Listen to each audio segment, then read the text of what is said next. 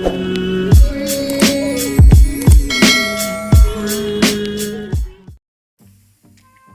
semua, Assalamualaikum. Jumpa lagi bersama saya, Cikgu Tengku dalam tajuk pelajaran hari ini, kata tanya. Baiklah murid-murid, apakah yang dimaksudkan dengan kata tanya? Kata tanya ialah perkataan yang digunakan untuk bertanya atau bersoal jawab tentang sesuatu. Baiklah murid-murid, mari kita lihat contoh kata tanya. Contoh kata tanya ialah apa, siapa, mana dan juga bila. Baiklah murid-murid, kita lihat pula bagaimanakah kata tanya di dalam ayat. Kata tanya di dalam ayat terdapat dua bentuk, yang mana yang pertama berada di hadapan ayat dan yang kedua berada di belakang ayat. Contoh yang pertama ialah, bilakah kamu beli buku itu? Kata tanyanya berada di hadapan ayat. Dan yang kedua, kamu beli buku itu bila? Kata tanyanya berada di belakang ayat. Walau bagaimanapun, untuk kata tanya yang berada di hadapan ayat perlu diikuti dengan perkataan kah selepas kata tanya. Dan untuk kedua-dua bentuk ayat tanya ini perlu diakhiri dengan kata tanya, tanda tanya ataupun tanda soal.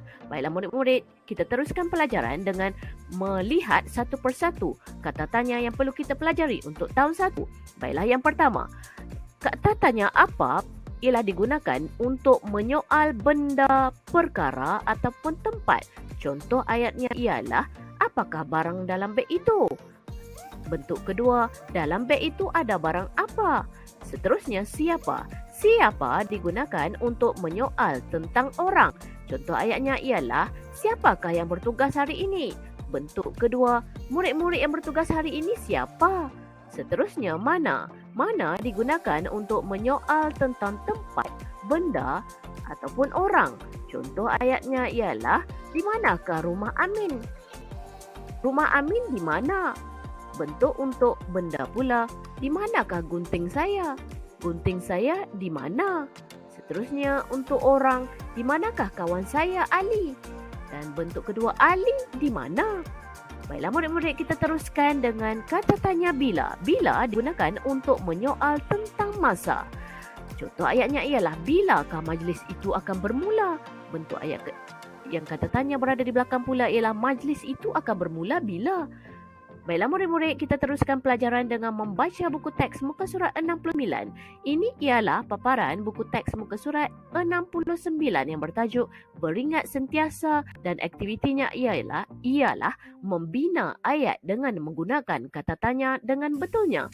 Yang bermaksud kita perlu membina ayat tanya kepada setiap gambar yang diberi.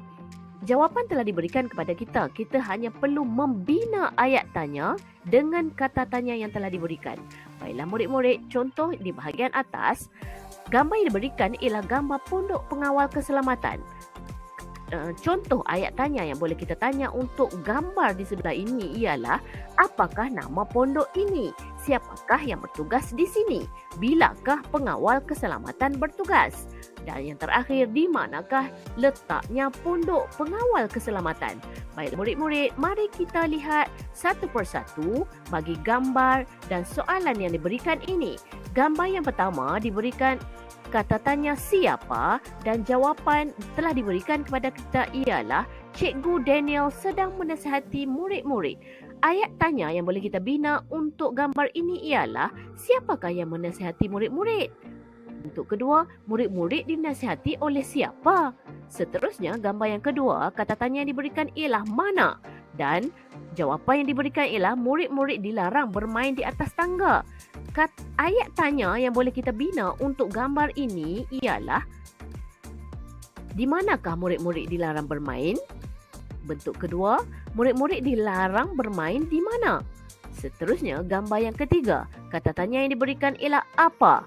Dan contoh ataupun dan jawapan yang diberikan untuk gambar ini ialah, ini gambar stor sukan. Kita perlu bina apakah soalan untuk gambar ini. Maka ayat tanya yang boleh kita bina untuk gambar ini yang pertama ialah, apakah gambar ini? Seterusnya, ini gambar apa? Baiklah murid-murid, dan yang terakhir, gambar murid-murid yang berada di kantin. Kata tanyanya ialah bila. Dan jawapannya ialah murid-murid membeli pada waktu rehat. Contoh ayat tanya yang boleh kita bina untuk gambar ini yang pertama ialah bilakah murid-murid membeli makanan? Dan bentuk kedua, murid-murid membeli makanan bila? Baiklah murid-murid, semoga bermanfaat. Jika ada sebarang persoalan, boleh tinggalkan di bahagian komen. Jumpa lagi. Bye. Assalamualaikum.